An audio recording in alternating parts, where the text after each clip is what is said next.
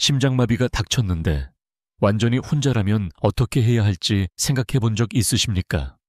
끔찍한 생각이지만 불행히도 우리가 인식하는 것보다 훨씬 더 자주 일어납니다. 많은 분들이 시간이 있거나 누군가 옆에 있을 거라고 믿지만 진실은 처음 몇 분이 가장 결정적이며 당신이 무엇을 하거나 하지 않느냐가 모든 것을 좌우할 수 있습니다. 다행히도 혼자 살거나 대부분의 시간을 홀로 보낸다 해도 신속하게 행동하고 정확히 무엇을 해야 할지 안다면 심장마비에서 생존할 수 있습니다. 이 영상에서는 심장마비가 시작되는 순간, 그리고 당신 혼자뿐일 때 반드시 해야 할 7가지 중요한 행동을 안내해 드립니다. 이 단계들은 간단하고 실용적이며 생명을 구할 수 있습니다. 의료 훈련이나 복잡한 장비가 필요 없습니다.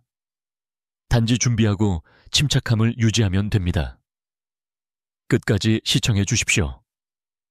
마지막 몇 단계는 대부분의 사람들이 잊고 있지만 실제로 당신의 생명을 구할 수 있는 비밀이기 때문입니다. 몸이 당신에게 말하려는 것을 너무 늦게 알지 않도록 하십시오. 지금 바로 시작하겠습니다. 1.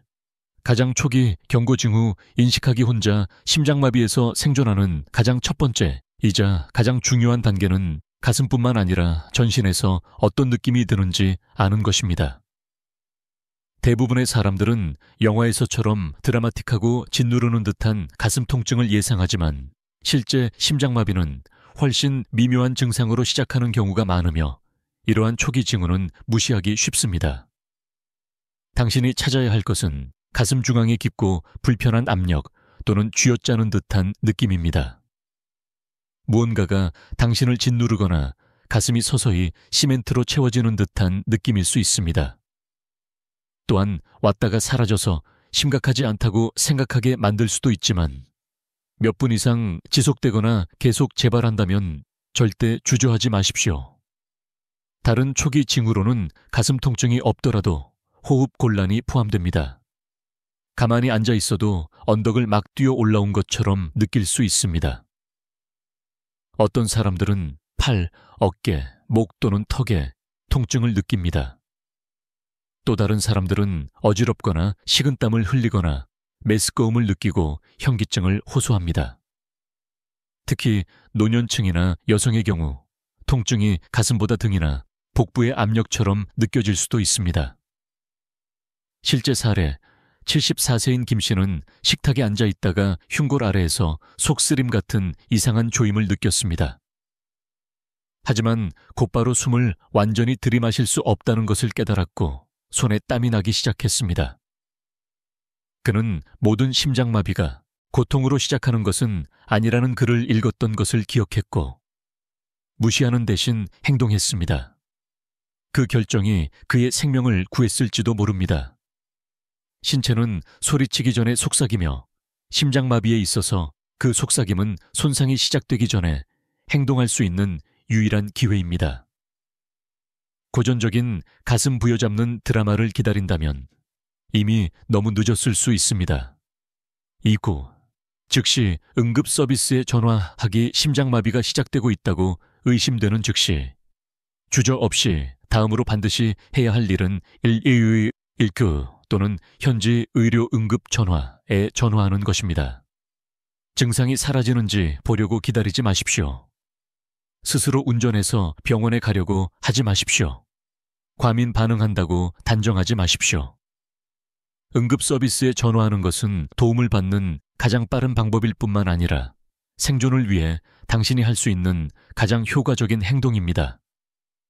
심장마비는 가볍게 넘길 수 있는 것이 아닙니다. 매 순간이 중요합니다.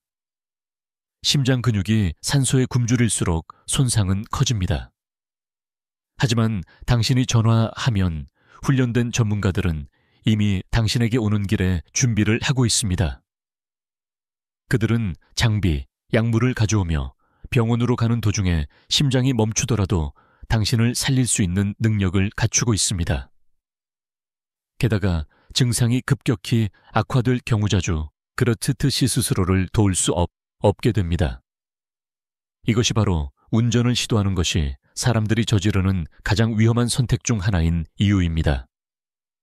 기절하거나 사고를 일으키거나 자신의 치료를 지연시킬 수 있습니다. 전문가들이 당신에게 오게 하십시오. 실제 사례, 78세인 이 씨는 왼쪽 어깨에 이상한 통증을 느꼈고 곧이어 메스꺼움과 식은땀이 밀려왔습니다. 그녀는 아들에게 전화할까 생각했지만 간호사가 혼자 있고 심장마비가 의심된다면 먼저 119에 전화하세요. 가족에게는 나중에 이야기하세요. 라고 말했던 것을 기억했습니다. 그녀는 전화를 걸었습니다. 구급차가 도착했을 때 증상이 심해졌지만 팀은 준비되어 있었고 현장에서 그녀를 안정시켰습니다. 그 전화 한 통이 그녀의 생명을 구했습니다. 도움을 요청하기 위해 심장마비를 확신할 필요는 없습니다. 다른 것으로 밝혀져도 상담원은 화내지 않을 것입니다. 사실 그들은 당신의 생명을 구할 기회를 놓치는 것보다 필요 없는 도움이라도 보내는 것을 선호합니다. 이 정보가 가치 있다고 생각하시면 계속 시청하고 계신다는 의미로 아래에 이 숫자 2를 댓글로 남겨주세요. 3. 아스피린을 천천히, 침착하게 씹기. 응급 서비스에 전화한 후 당신이 할 수 있는 다음으로 강력한 행동은 간단합니다. 아스피린을 씹으십시오. 삼키지 마십시오. 손이 떨리더라도 천천히 씹으십시오. 만약 표준 3기2비1mg는 아스피린을 사용할 수 있고 알레르기가 없거나 혈액 희석제를 복용하지 않는다면 이 한 단계가 심장마비에서 생존할 가능성을 크게 높일 수 있습니다. 아스피린은 혈액을 묽게 하여 작용합니다. 이는 관상동맥 중 하나를 막고 있는 혈전의 성장을 늦추거나 방지하는 데 도움이 됩니다. 바로 그 혈전이 심장마비를 일으키는 원인입니다. 알약 전체를 삼키는 대신 씹음으로써 더 빨리 약을 몸에 흡수시킬 수 있습니다. 연구에 따르면 이는 귀중한 시간을 벌어주며 때로는 도움이 도착하기 전에 혈류를 어느 정도 회복시키는 데 충분할 수 있습니다. 중요한 참고, 장용정 코팅된 아스피린이나 서방형 아스피린은 복용하지 마십시오. 하지만 그것이 유일한 것이라면 그래도 씹으십시오. 당신은 효과가 가능한 한 빨리 시작되기를 원합니다. 실제 사례, 72세인 박 씨는 어느 날 아침 가슴에서 목으로 퍼지는 조임을 느꼈습니다. 그는 주방 캐비닛에 아스피린 병이 있다는 것을 기억했습니다. 그는 앉아서 구급대원을 기다리는 동안 하나를 씹었습니다. 나중에 심장 전문의는 그 한 번의 행동이 심장 근육의 손상을 줄이는 데 기여했을 가능성이 높다고 말했습니다. 혼자 사신다면 아스피린에 쉽게 접근할 수 있도록 하십시오. 침대 옆 테이블, 주방 서랍 또는 지갑에 보관하십시오. 유통기한이 지나지 않았는지 확인하고 사랑하는 사람들에게 당신이 어디에 보관하는지 알려주십시오. 4. 심장을 보호하기 위해 앉거나 눕기 도움을 요청하고 아스피린을 복용했다면 다음으로 할 일은 간단하지만 절대적으로 중요합니다. 움직임을 멈추십시오. 가장 안전하고 편안한 자세로 앉거나 누우십시오. 지금은 돌아다니거나 소지품을 챙기거나 문을 잠금 해제할 때가 아닙니다. 필요한 경우가 아니라면. 추가적인 육체적 노력은 이미 충분한 산소를 얻기 위해 고군분투하고 있는 심장에 더 많은 부담을 줍니다. 이상적으로는 등을 지지하고 발을 바닥에 대고 팔을 느슨하게 놓은 채 앉는 것이 좋습니다. 실신하거나 어지러움을 느낀다면 머리를 약간 높인 채 옆으로 누우십시오. 실제 사례, 81세인 정 씨는 가슴에 압력이 퍼지는 것을 느꼈을 때 처음 본능은 주방을 치우고 정신을 차리려는 것이었습니다. 그러나 그녀는 의사가 했던 말을 기억했습니다. 심장인 것 같으면 앉으세요. 다른 모든 것은 기다릴 수 있습니다. 그녀는 가장 좋아하는 안락의자에 몸을 기댄 채 도움을 기다렸습니다. 나중에 그녀가 알게 된 바로는 그 고요함이 증상이 완전한 심장마비로 악화되는 것을 막았을 가능성이 높습니다. 압력, 숨가쁨, 현기증과 같은 증상이 느껴지면 하던 일을 끝내려고 하지 마십시오. 당신이 있는 곳에서 멈추거나 안전한 장소로 최소한으로 움직이십시오. 가만히 앉거나 누워서 천천히 숨을 쉬고 몸이 단 하나의 일, 즉 생존에 집중하도록 하십시오. 이 정보가 가치 있다고 생각하시면 계속 시청하고 계신다는 의미로 아래에 숫자 4를 댓글로 남겨주세요.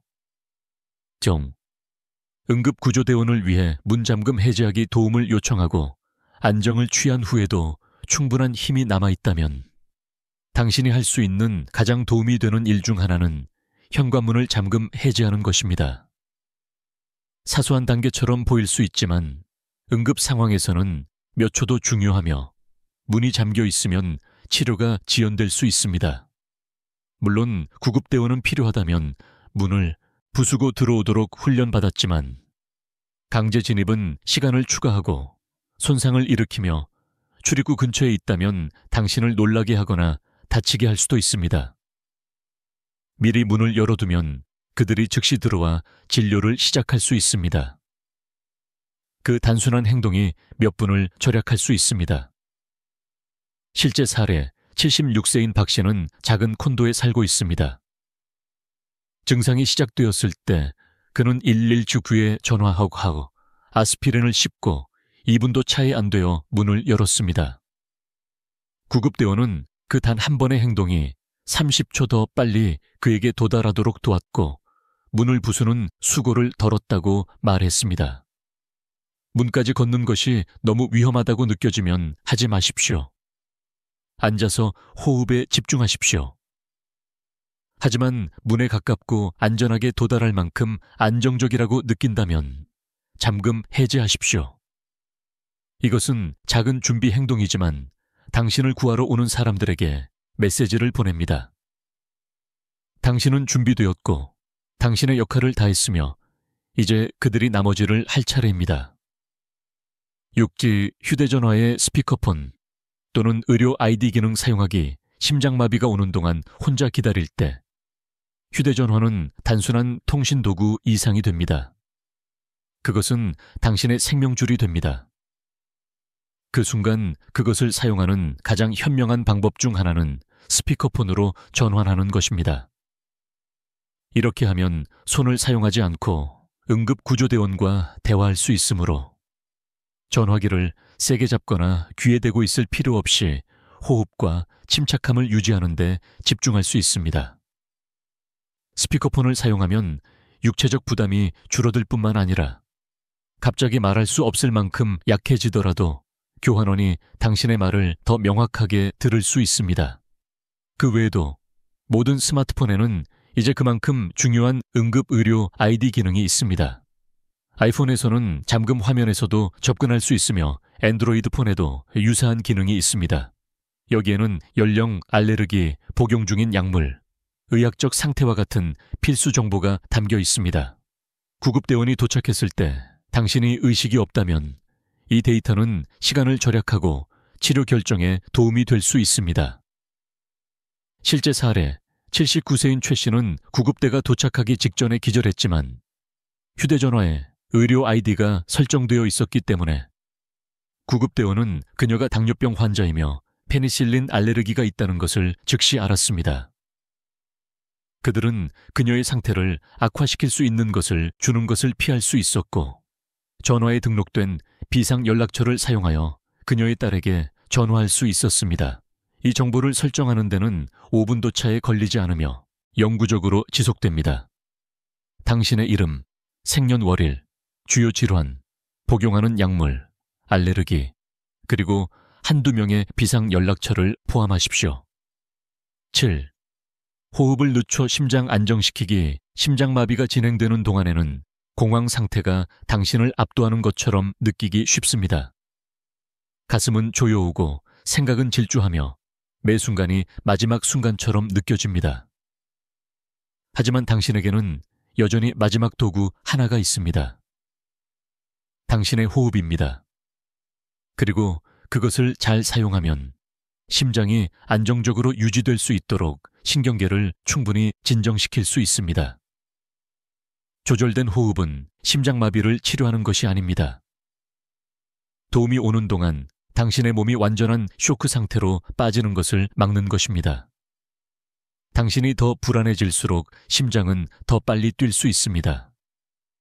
하지만 호흡을 늦추면 그 리듬을 부드럽게 다시 끌어내릴 수 있습니다. 특별한 기술은 필요 없습니다. 이것을 시도하십시오.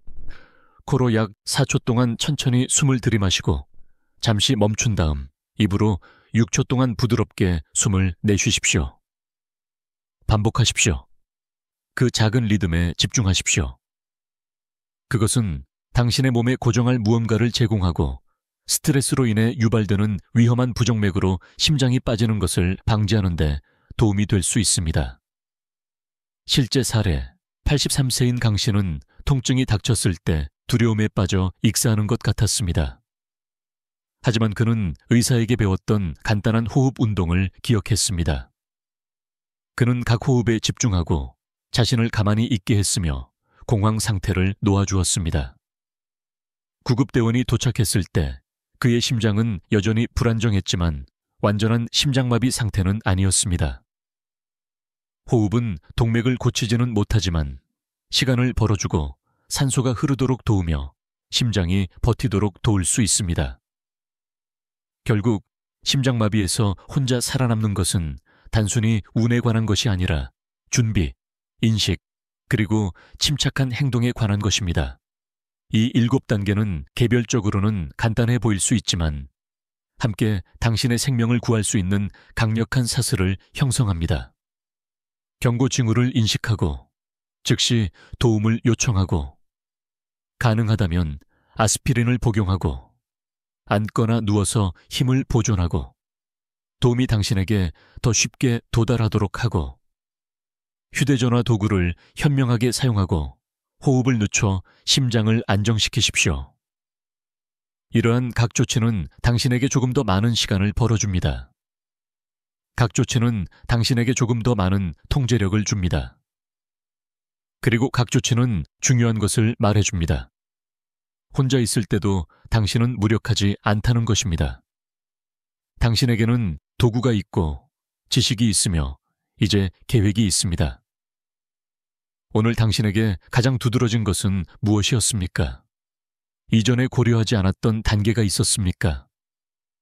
이것을 당신 자신의 삶에 어떻게 적용할 수 있을지 생각해보고 어쩌면 당신이 아끼는 누군가와 공유하십시오. 그것은 당신의 생명뿐만 아니라 그들의 생명도 구할 수 있습니다. 오늘 배운 한 가지와 그것을 당신의 삶에 어떻게 사용할 계획인지 아래에 댓글로 남겨 공유해 주십시오. 당신의 생각은 우리에게 중요합니다. 이 영상이 유익했다면 좋아요를 누르고 구독하고 공유해 주십시오. 당신의 지지는 우리가 계속해서 좋은 정보를 제공하고 영감을 주는 콘텐츠를 만드는 데 도움이 됩니다. 다음 영상에서 뵙기를 고대합니다.